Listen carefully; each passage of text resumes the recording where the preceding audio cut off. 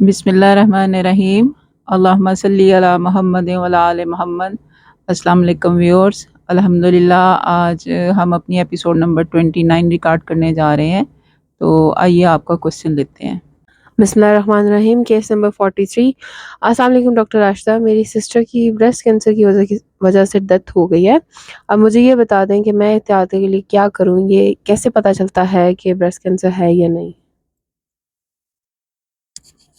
Okay viewers, जैसे कि आपको पता है कि ये अक्टूबर का महीना है और इसमें ब्रेस्ट कैंसर अवेयरनेस के लिए हर हॉस्पिटल में तकरीबन लेक्चर्स अरेंज किए जाते हैं और all over the world breast cancer के बारे में लोगों को अवेयरनेस दी जाती है।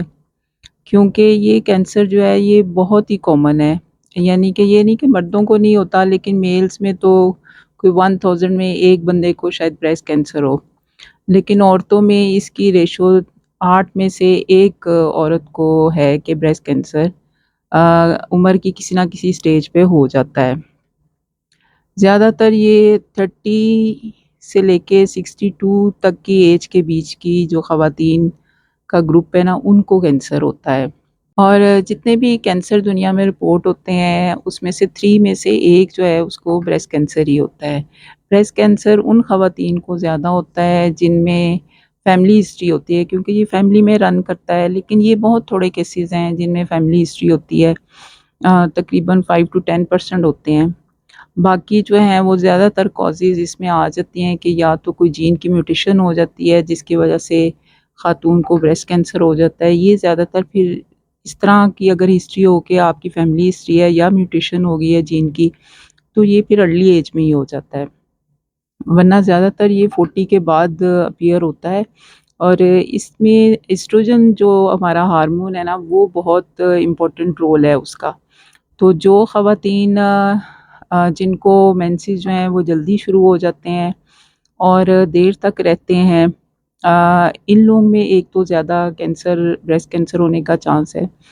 दूसरा, वो ख़वातीन जिनके बच्चे ही नहीं होते, उनको ज़्यादा हो जाता है। और वो ख़वातीन जो कि वक्फ़े के लिए हार्मोनल पिल्स यूज़ करती हैं, उनको भी ज़्यादा हो जाता है। तो अगर आपको वक्फ़े के लिए कुछ इस्तेमाल करना हो तो बैरियर मेथड यूज़ करें। ये वाली जो दवाइयाँ हैं जिनमें हार्मोन्स होते हैं वो मत इस्तेमाल करें। इसी तरह वो ख़वातीन जो मेनोपॉज़ के बाद हार्मोनल रिप्लेसमेंट थेरेपी लेती हैं, उनको भी फिर ब्रेस्ट कैंसर होने का ज़्यादा ख़तरा हो जाता है। तो ये वाली जो कॉज़ेज़ हैं इनको तो नहीं हम अवॉइड कर सकते कि जो फैमिली में रन कर रही है या किसी को म्यूटेशन हो गई है, या किसी के बच्चे नहीं हो रहे हैं। लेकिन ऐसी कॉज़ेज़ के ब्रेस्ट फीडिंग आप करवाएँ बच्चों को और वक्फ़े के लिए हार्मोनल पिल्स ना यूज़ करें, तो ये है कि आप इन चीज़ों से बच सकते हैं। दूसरा, एनवायरमेंटल फैक्टर आ जाते हैं कि आप अगर डाइट ऐसी लेते हैं कि आप ओवरवेट हैं, तो जो आपका अंदर ज़्यादा फिर फ़ैट जमा हो जाती है, तो ये फ़ैट भी एस्ट्रोजन हार्मोन सिक्रीट करती है, जिसकी वजह से फिर ब्रेस्ट कैंसर होने का चांस बढ़ जाता है। तो आपने कोशिश करनी है कि आपका जो वेट है वो आइडियल रहे और ओवरवेट की तरफ आपने नहीं जाना। तो जैसे ही फिर जैसे अब आपने कहा है कि आपकी सिस्टर को भी था, तो आप लोग अपना जो जीन होता है BRCA1 BRCA2 जीन, इसका टेस्ट हो जाता है। ये जीन जिनमें पॉज़िटिव होता है, इन फैमिलीज़ को फिर ब्रेस्ट कैंसर और ओवेरियन कैंसर जो है वो होने के चांसेस ज़्यादा होते हैं। तो इन लोगों को फिर साथ-साथ अपनी डॉक्टर के साथ इवैल्यूएशन करवानी पड़ती है। उसके लिए क्या करना होता है, सबसे पहले सबसे आसान चीज़ जिस पे कोई पैसे भी नहीं लगते, वो है कि आप अपनी सेल्फ एग्ज़ामिनेशन करें। सेल्फ एग्ज़ामिनेशन ऑफ ब्रेस्ट करना होता है, ये हम आपको आज सिखाते हैं कि वो किस तरह करना है। ये हर ख़ातून को आना चाहिए, क्योंकि यही एक वाहिद तरीका है जिससे अर्ली पता चल जाता है कि आपको ब्रेस्ट कैंसर है या नहीं है। अगर सेल्फ एग्ज़ामिनेशन में आपको कोई ब्रेस्ट में गिल्टी फ़ील होती है, तो ज़ाहिर है फिर आप अपने डॉक्टर के पास जाते हो, वो आपका क्लिनिकल ब्रेस्ट एग्ज़ामिनेशन करती है। अगर वो समझती है कि ये गिल्टी जो है वो वाक़ई है, तो वो आपको ब्रेस्ट सर्जन के पास रेफ़र कर देगी। ब्रेस्ट सर्जन फिर डिसाइड करेगा कि आगे इस गिल्टी का उसने मैमोग्राम कराना है या कुछ, क्योंकि मैमोग्राम जो है वो बहुत हाई डोज़ रेडिएशन के साथ करते हैं, ये ख़ास एक्स-रे होता है, तो वो हर किसी का नहीं कर सकते, ख़ास तौर पे ऐसी ख़वातीन जिनकी एज 30 से कम है या जो प्रेग्नेंट हैं या जो ब्रेस्ट फीड कर रही हैं, तो ऐसी ख़वातीन का तो मैमोग्राम नहीं करा सकते, फिर वो एमआरआई या अल्ट्रासाउंड ब्रेस्ट करवाते हैं। उसके बाद आपका जो ब्रेस्ट सर्जन है वो डिसाइड करता है कि हम इसका बायोप्सी करें। बायोप्सी पे फिर पता चलता है कि कौन से ग्रेड का कैंसर है। अगर स्टेज 1 और स्टेज 2 हो तो वो तो कम्प्लीटली क्योरेबल है, वो सर्जरी और कीमोथेरेपी से बिल्कुल ठीक हो जाता है, जिस्म से बिल्कुल ख़त्म हो जाता है। लेकिन अगर वो स्टेज 3 स्टेज 4 हो तो वो तो चूँकि बॉडी में दूसरे ऑर्गन में भी फैल जाता है, हड्डियों में भी, ब्रेन में भी, लंग्स में भी, लिवर में भी, तो फिर उसकी पैलिएटिव ट्रीटमेंट होती है कि पेशेंट की बाकी मानदा लाइफ जो है वो बेहतर गुज़रती है और दवाइयाँ देने की वजह से वो कैंसर जो है वो मज़ीद नहीं बढ़ता। तो जितना अर्ली ये आप डायग्नोज़ करेंगे उतना ही बेहतर है।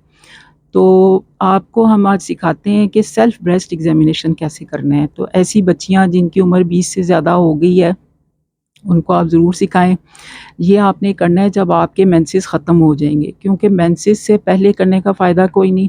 ब्रेस्ट वैसे ही नोड्यूलर, लंपी, पेनफुल होती है, तो वो आपने बिल्कुल नहीं करना। जब आप अपने मेंसेस से फ़ारिग हो जाएँ और गुस्ल लेने के लिए जाएँ, तो सबसे पहले आपने शीशे के आगे खड़े होके इसका एग्ज़ामिनेशन करना है, विजुअल एग्ज़ामिनेशन जिसे कहते हैं। उसमें आपने देखना है कि ब्रेस्ट के दोनों तरफ की साइज़ एक जैसा है, कोई कलर तो नहीं चेंज, क्योंकि अगर इन्फ्लेमेशन होगी तो कलर रेड हो जाएगा। स्किन के ऊपर कोई ज़ख़म तो नहीं है जो बिल्कुल ठीक नहीं हो रहा, या स्किन का कलर चेंज तो नहीं है, या स्किन के ऊपर कोई खड्डे तो नहीं पड़े हुए, जैसे ऑरेंज की स्किन हो जाती, इस तरह की स्किन तो नहीं है, या निप्पल जो है वो बिल्कुल सही साइज़ की हैं दोनों। ये तो नहीं कि निप्पल जो है वो अंदर की तरफ रिट्रैक्ट हुई हो, या निप्पल में से कोई चीज़ ख़ारिज हो रही है, ब्लड या पस वग़ैरह। इसके अलावा फिर आपने इसका पैल्पेशन करनी है। पैल्पेशन में ये करना है कि राइट हैंड से लेफ़्ट साइड की आपने पैल्पेशन करनी है। तो जो लेफ़्ट की जब पैल्पेशन करनी है तो लेफ़्ट बाजू आपने ऊपर कर लेना है, और पहले आपने आउटर सर्कल पे ऐसे बिल्कुल सर्कुलर मोशन में पल्पेट करना है, और ऐसे क्लॉकवाइज़ साइड में जाना है, और फिर इनर साइड पे इसी तरह पल्पेट करना है। इसके बाद आपने अपनी आर्मपिट में भी पल्पेट करना है, क्योंकि ब्रेस्ट की जो टेल होती है वो आर्मपिट में होती है, और जो आपकी इसकी लिम्फेटिक्स होती हैं, लिम्फ नोड्स होती हैं, वो भी आर्मपिट में होती हैं। तो अगर आपको महसूस होती है कि कोई गिल्टी है, तो आपने फ़ौरन अपनी डॉक्टर को दिखाना है, और फिर वो आगे फ़र्दर जो है वो प्रोसीड करेगी। तो इस तरह हर महीने सिर्फ 5 मिनट का ये काम है, आप लगा के तो अपना सेल्फ़ एग्ज़ामिनेशन ज़रूर करें, और ताकि ये अर्ली डिटेक्ट हो जाए। जितना अर्ली ये डिटेक्ट होगा उतना ही ये क्योरेबल है। तो आई होप कि ये इन्फॉर्मेशन आपके काम आएगी और आप दूसरों तक भी पहुँचाएँगे। इंशाल्लाह एक नेक्स्ट एपिसोड के साथ आपकी खिदमत में हाज़िर होंगे। तब तक के लिए सलामुन अलैकुम।